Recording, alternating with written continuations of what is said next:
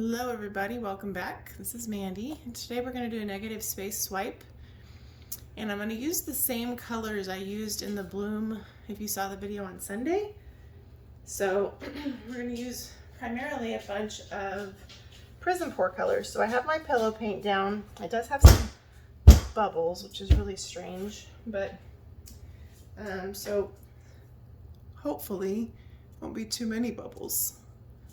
Make sure I have my swipe tool handy, and I'll show you the colors in case you missed that video. We're going to use 4 Prizm pour colors and 2 Boom Gel colors and a blue-black cell activator. So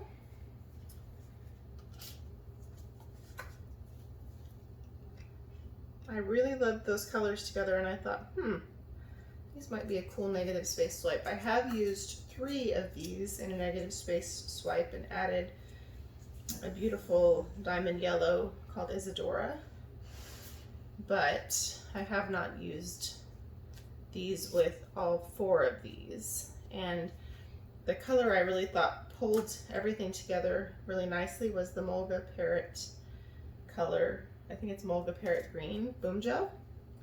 And I just recently got it, so I wanted to try it, and I absolutely loved it. Now, understanding that a bloom is always going to be different than a swipe. The construction of it is different, and the way the colors mix is different because the technique is completely different. So, the first color we're going to lay down is, let me make sure I didn't move this turner out of the frame when I was whacking it on the table.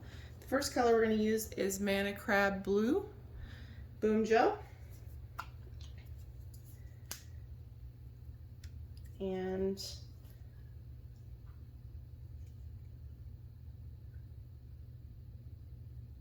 I love this color. I'm a big fan of all things blue, but I really love a deep indigo blue. So don't forget, you can save 15% off for Boom Gels, Aussie Floetrol, anything from the Pixel Paint Designs website using Mandy 15. And then Colourarte is 20% off. And that's using Mandy 1120. Sorry, I went to go turn the fan off. So I'm about to show you the Prizm pour colors we're using from Colourarte. So this one is Envy, beautiful color. So we're going to put this kind of almost on top, but not quite. Envy got lost in my bloom, so hopefully it won't get lost in this one. Next up is Pretty Petunia. It's a beautiful, beautiful color. And I'm going to kind of put that right on top of the Envy because I have a lot of paint already.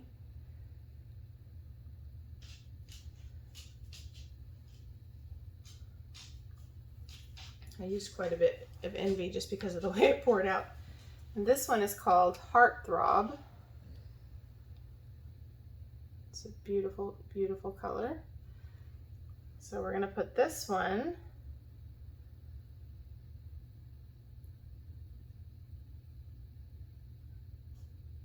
sort of on top and next to the Pretty Petunia. And then the last color before the final Boom Gel color is Waterfalls.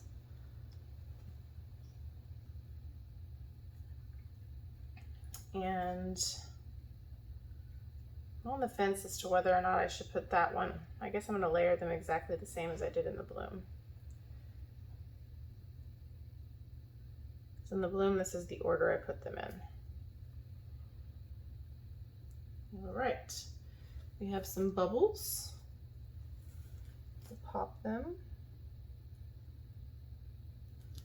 And then Mulga Parrot Green Boom Gel.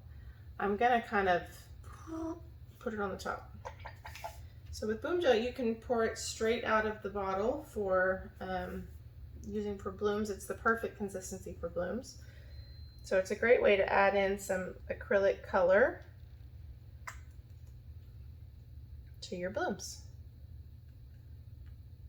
And it has very great cell reaction. So when you're wanting to have great reactions to your cell activator, it's a great choice.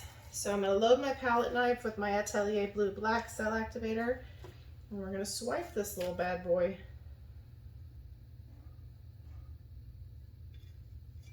Okay.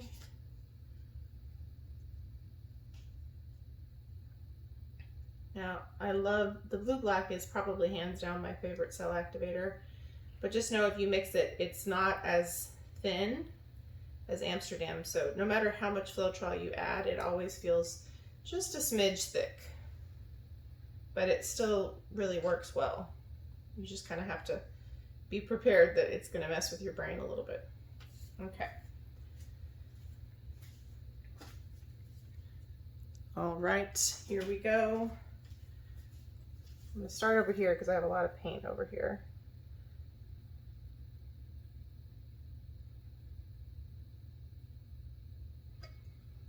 Tons of cell activator wiped off on that last bit.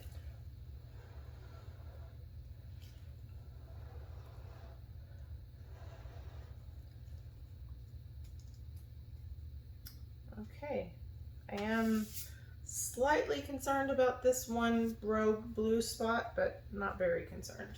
We'll fix it. We'll fix it, or we'll enhance it so it looks like we did it on purpose. Okay, let's do the other side.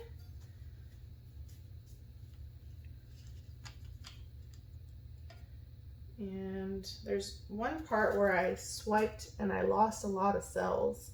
I think it was because of the way I swiped. I was moving the palette knife around, but the cell activator was stacking up toward the end. It's kind of weird. I've never done that before. Still think it's pretty, so we're gonna make it work, but it's never happened to me before. Maybe I just was kind of, I don't think I was too sparing on the cell activator. I don't think that was the problem. It's just the way I did it. All right. I was a little less zigzaggy there, and I have a lot better coverage. I'm tempted to mess with this, but I don't see that going well. So I think I have learned my lesson to not overwork a piece for the sake of one small spot. And nothing says you have to have perfect cell reaction the whole way across. Cleaning my knife real quick, and then we'll see what develops. I had a lot more cell activator on my palette knife that time, and I think that was the difference. It just had a lot better even coverage. It slid across a lot easier. So, you know, you got to find the fine line between too much and not enough, right? And there's no perfect science to that. Since I've had this on here a little bit, I'm just doing this to avoid that weird line that happens sometimes while we mess with this, because I don't want to be super rushed to mess with this. And sometimes if you leave your pillow paint in one place too long, it starts to dry, and it does this annoying line thing, and it shows under resin. So it's, I mean, it's not a deal breaker, but it's still not intentional. So now I'm just going to get the narrow edge of my skewer, and I'm going to make that line look like we did it on purpose, where that blue is. I mean, a lot of that's going to spin off, so like, it's probably not a big deal.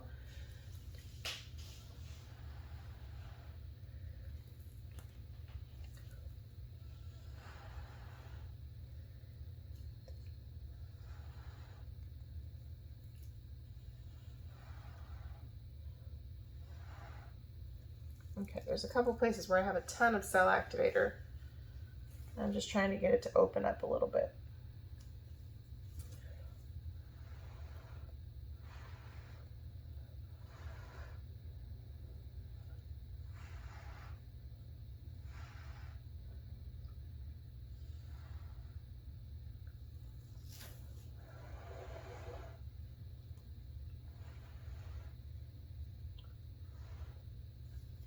So I'm kind of just gently blowing to break the surface tension to see what I can get.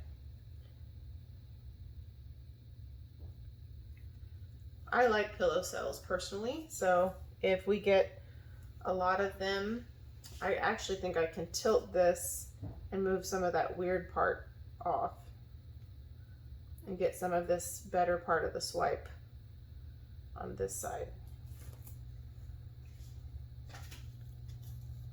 All right, everyone, so I had to switch to voiceover because my husband came in the house and I didn't want him to have to be quiet.